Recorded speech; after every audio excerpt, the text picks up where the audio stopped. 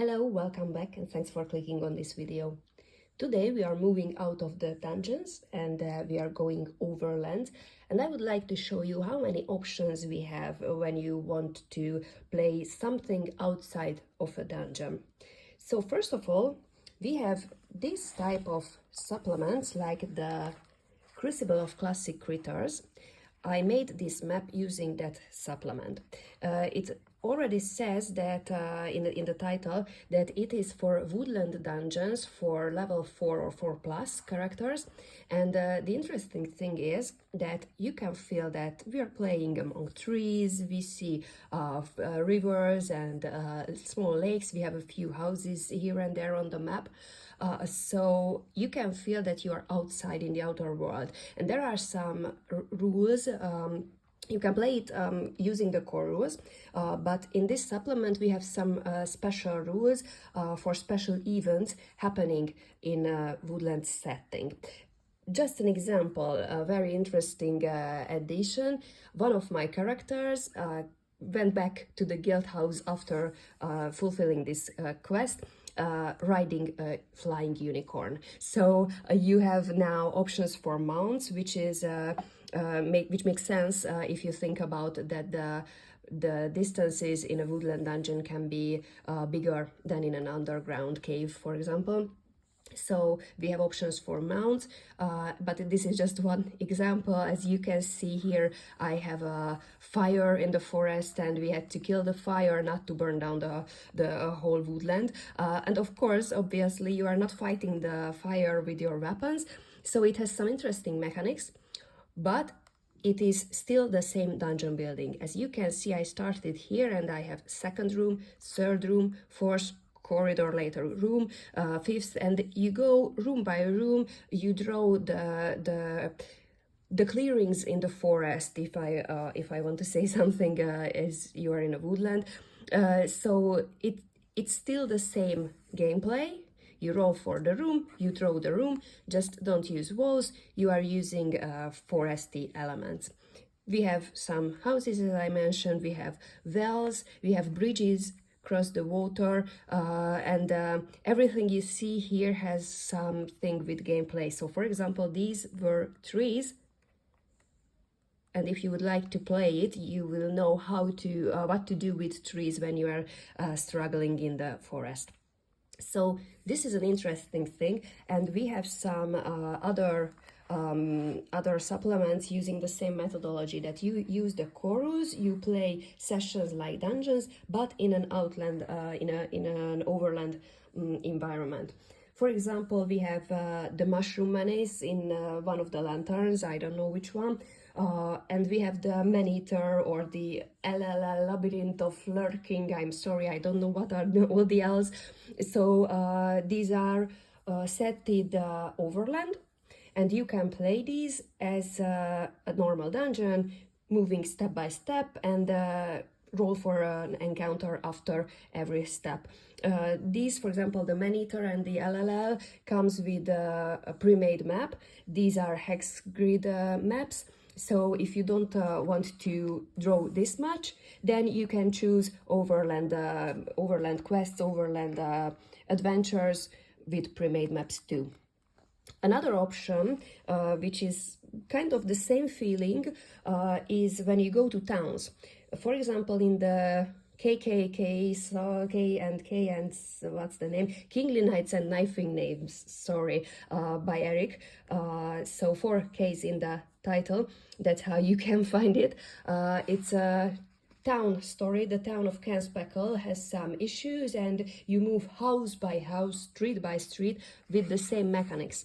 So it is again something not in a dungeon, an overland setting, but in a town with the same game mechanics. We have some other supplements too, with towns, with hex grids. You can check the Ganesha Games website for all the content. And in the lanterns, the second issue of the lantern, there is an option for build a whole settlement for yourself. And we know that there is a new supplement arriving soon, hopefully, which will all about hundreds of pages about how to build a town, how to play in a town or city environment, and also in the King Knights and Knifing Nails supplement, the writer Eric Boucher mentions that you can build whole towns and cities using the towns and cities building supplements, for example, the Uncharted settlement in the Lantern. And you can go out of the city. For example, you can imagine here a town or city or a huge settlement. And as we move to the forest, we have still a few houses, but these are kind of the outskirts of the town. So you can combine the different supplements and you can build huge or large towns, cities, and the outskirts of the towns. So this is something with the same game mechanics. There are some campaigns where you can have overland settings, but it's kind of abstract, so it's not connected to a map. My favorite example is the Three Rings. When you go chapter by chapter, you can find smaller dungeons to descend, and you can play dungeons in while you are playing a bigger campaign. So it is again an interesting thing. And then we have these kind of pre-made campaigns like the Mists of Varunor, which is a campaign with more chapter. And you can see planes on day 2. So in game, solving this quest, solving this problem, you need days for it. And as you can see, I have planes to discover.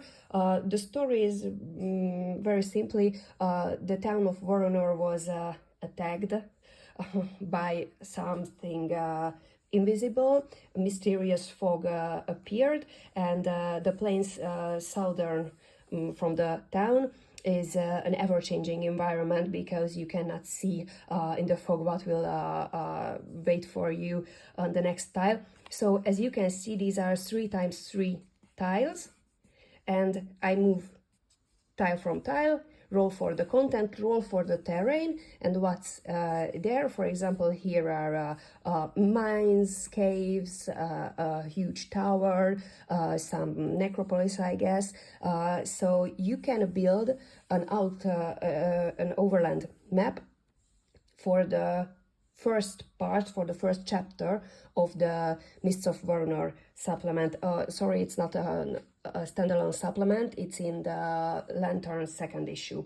So we have these type of campaigns, pre-made campaigns, where some of the chapters, some of the elements are happening overland. And you can build whole regions using, for example, the Tales from the Adventurers Guild. It gives you a whole system how to build a hex-based map and build regions. So it's not just this this zoom or this small, but like this. This is from another, I will tell you in a moment. But with the Tales from the Adventurers Guild, you can do maps like this with settlements, with roads, with waters, but in a hex grid map. Also, it is attached, I mean, an empty hex, so you can print it out from the Tales from the Adventurers Guild supplement. And this is something where we arrive to world building. So we can play in small, like just one dungeon overland. We can play in settlements, cities, or we can play campaigns in smaller regions, and we can build whole worlds with our tools. This map was made with the overland supplement by Alexei Aparin called Pocketlands. And if you Google or if you search for Pocketlands, then you can find many different things nowadays. Because if you go to the Facebook group For Against Darkness Adventurers Guild, you can find posts from Alexei from the previous years, and you can follow how it formed. So what I played is the Pocketlands version 1.1, and it gives you options for building different terrains, traveling through the different terrains, finding settlements, finding dungeons, and I really liked how it works. You use 4x4 tiles, and you move tile by tile, and when you find something, for example here in Acropolis, you can descend to the dungeon. So it's something like I mentioned in the 3 rings, that you go overland, you go through a forest, you go through some different terrains, but in this case it were 13 days. Yeah, I remember, because the 13th was the unlucky day for the party. It was 13 days for the heroes to explore this big area.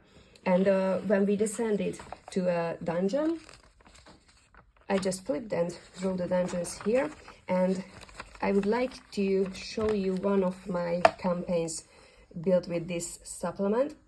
The idea was that they found somewhere in the high seas, they found an interesting unknown land, an uncharted island, and the task for the heroes is go land in the southern port, because they already know that there is a port on the south, but they don't know what else in there, and map this island. That was the quest, do the exploration and the discoveries.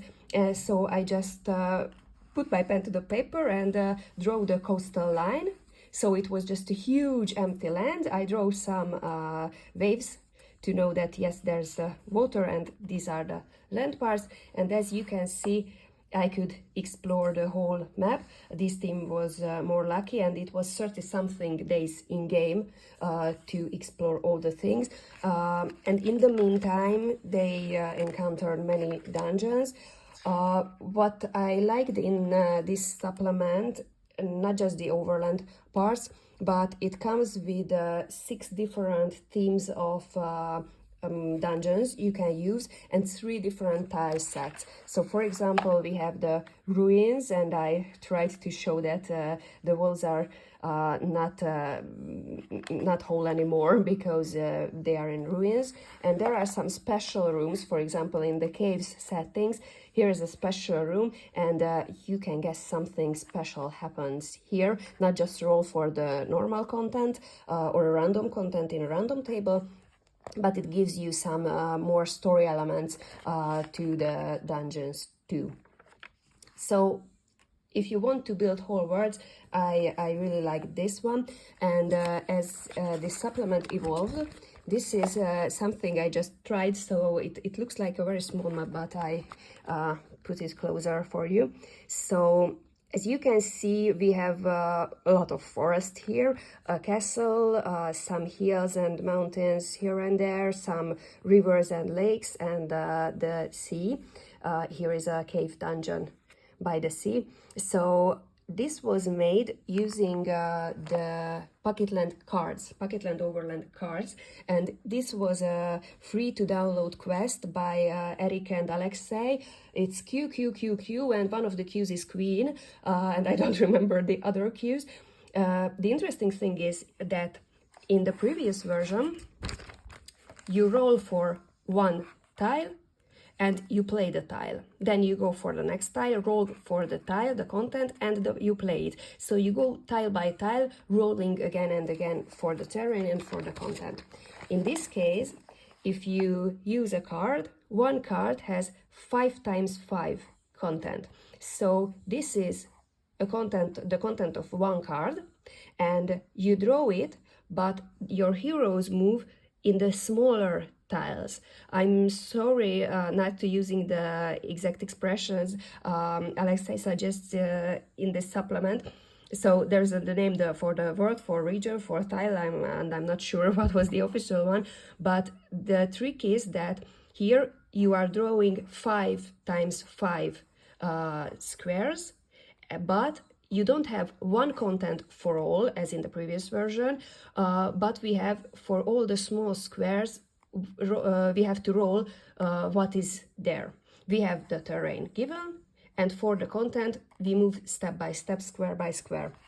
And I have an idea, and maybe I will do it later, that if you see the difference between the maps, I can build a whole world using this. This is kind of the zoom out watch of the world. And then I could go a bit closer. So for example, 5 times 5 is here like 1, 2, 3, 4, 5 times 5. So this is a more zoomed version, and I can zoom more.